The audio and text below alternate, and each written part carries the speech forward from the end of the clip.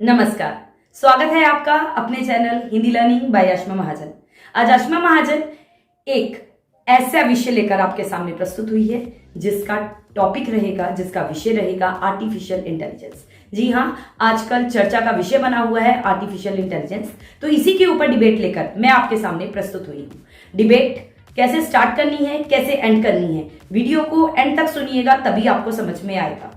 Video पसंद आए तो लाइक का बटन दबाए बिना बिल्कुल मत जाइएगा, शेयर किए बिना भी बिल्कुल मत जाइएगा। और इसके अलावा कोई और आपको डिबेट की डिमांड हो तो आप कमेंट बॉक्स में लिख सकते हैं। तो वीडियो स्टार्ट करते हैं। जो भी मंच पे बच्चा बोलने जाएगा वो इस प्रकार से स्टार्टिंग करेगा। पहुंचकर दिखाया है हमने वहां तक, कोई पहुंच नहीं पाया है जहां तक। सुप्रभात आदरणीय प्राचार्य जी, शिक्षकगण एवं सभागार में उपस्थित सभी को मेरा अभिनंदन।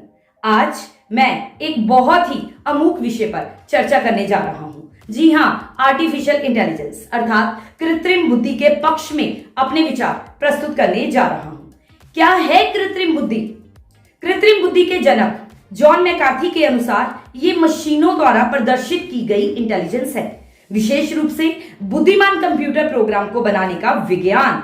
जी हाँ, आर्टिफिशियल इंटेलिजेंस कंप्यूटर साइंस का एक सब डिवीजन है और इसकी जड़ें पूरी तरह से कंप्यूटिंग सिस्टम पर आधारित हैं।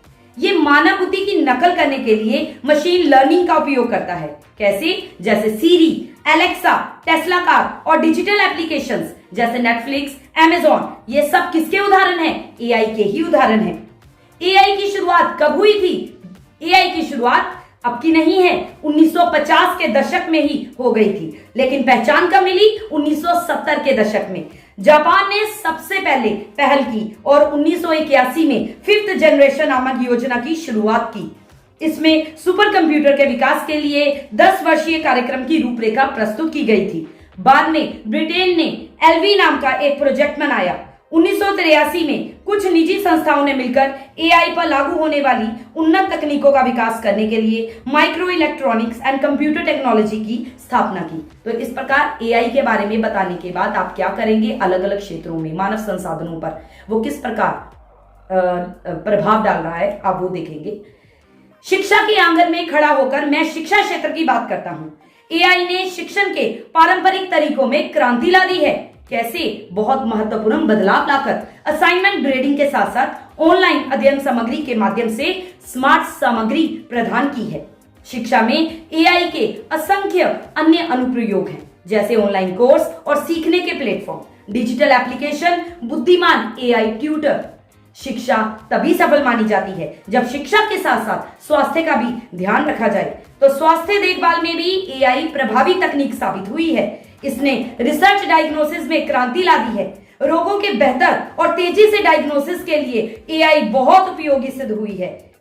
कई स्वास्थ्य सेवा कंपनियों ने लाइब्रेट, वेब एमडी आदि डिजिटल एप्लीकेशन भी डिजाइन किए हैं, जहां मरीज स्वास्थ्य पेशेवरों से चिकित्सा सहायता ले सकते हैं। ये दो क्षेत्रों की बात की है। अभी आगे बढ़ते हैं। बिजनेस क्षेत्र में भी एआई का उपयोग लाभकारी ही सिद्ध हुआ है। वेबसाइटें ग्राहकों की सेवा करने के सर्वोत्तम तरीकों का पता लगाने के लिए मशीन लर्निंग एल्गोरिदम का उपयोग कर रही हैं। ग्राहकों को तत्काल सेवाएं सुनिश्चित करने के लिए वेबसाइटों में चैटबॉट शामिल है। बैंकिंग क्षेत्र की अगर बात करें तो वहां भी एआई कहीं पीछे नहीं रह गया। बैंकिंग क्षेत्र में कृत्रिम बुद्धिमत्ता के अनुप्रयोग भी तेजी से बढ़ रहे हैं।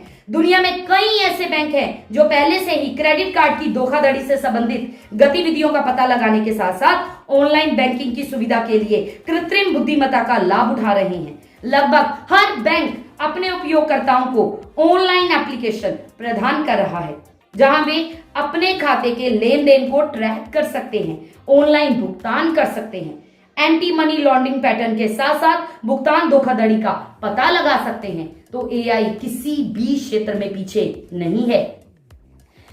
उदाहरण के तौर पे अगर बैंकिंग क्षेत्र में देखा जाए तो मास्टर कार्ड जैसी प्रसिद्ध कंपनियां समान रूप से एआई पर ही भरोसा करती हैं। अरे सब छोड़ो, मैं कहता हूं भारत किस पर टिका है? कृषक वर्ग पर। भारत की लगभग 58% आबादी के लिए 58% आबादी के लिए कृषि आजीविका का प्राथमिक स्रोत है। किसान दुनिया को खाना खिलाते हैं, वही किसान वर्ग एआई आधारित मशीनों का उपयोग कर रहा है। क्यों? ताकि स्थायी कृषि उत्पादन में मदद मिले। ब्लू रिवर टेक्नोलॉजी ने एक बेहतरीन उदाहरण स्थापित किया है, क्योंकि इसने ऐसी मशीनें बनाई हैं जो कपास के पौधों पर खरपतवार नाशी का पता लगा सकती हैं। वे सभी विज्ञानमयी फिल्में जो हमारे माता पिता ने एक बच्चे के रूप में देखी थी, अक्सर उन्हें अचंभित कर देती थी और उनमें से अधिकांश उन मानव समान रोबोट बनाने की इच्छा रखते थे। वे आज देख रहे हैं कि किस प्रकार तकनीकी प्रगति हो रही है और उन्होंने भी देखा दिन प्रतिदिन की गतिविधियों को किस प्रकार एआई ने सरल बना दिया है। इसमें आर्टिफिशियल इंटेलिजेंस एक मूलभूत तत्व है। ये तो हर क्षेत्र के उदाहरण हो गए। अब बात करते हैं एआई की विशेषताओं की। ये युवा भारत है जो धर्म के साथ साथ एआई को भी मानता है और विज्ञान की तकनीक को भी पहचानता है। भारत का युवा रोजगार ढूंढने वाला नहीं, भारत का युवा रोजगार देने वाला बनेगा, तभी तो हमारा देश तरक्की करेगा।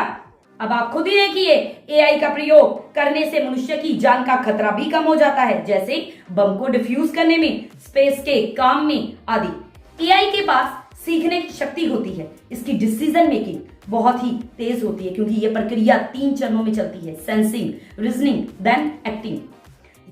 यह मनुष्य की आवाज को पहचान कर उसे एक उपयोगी फॉर्मेट में बदल देता है। यह ऐसे कार्यों को हटा देता है जो बोरिंग होते हैं और उपयोगी नहीं होते, जिससे मनुष्य के समय की बचत होती है। एआई के पास गणना करने की बहुत ही अद्वितीय क्षमता है। इसमें गलतियों की संभावनाएं ना के बराबर होती हैं और शुद्धता बहुत अधिक होती है। एआई प्रदूषण का स्तर बता देता है। एआई मौसम की जानकारी दे देता है। जंगली जानवर फसलों को नुकसान पहुंचाते हैं, इसके लिए रोबोट की मदद से एआई रोकने में मदद कर सकता है। कृत्रिम बुद्धि एक प्रकार की बुद्धि ही है, जिसके जरिए कोई भी मशीन अपना काम खुद सोच विचार कर निर्णय द्वारा करती है। ये एक उच्च स्तरीय तकनीक है। ये निजी डाटा को सुरक्षित और गोपनीय बनाने में भी काफी मददगार है। हमारे जब आपकी 3 मिनट की घंटी के बाद 1 मिनट की घंटी बजेगी, अब लास्ट में आपको 1 मिनट में क्या बोलना है आप सुन लीजिएगा, क्योंकि इतनी स्पीड के साथ मैंने इसलिए बोला क्योंकि हमें डिबेट 3 मिनट या 4 मिनट में खत्म करनी होती है।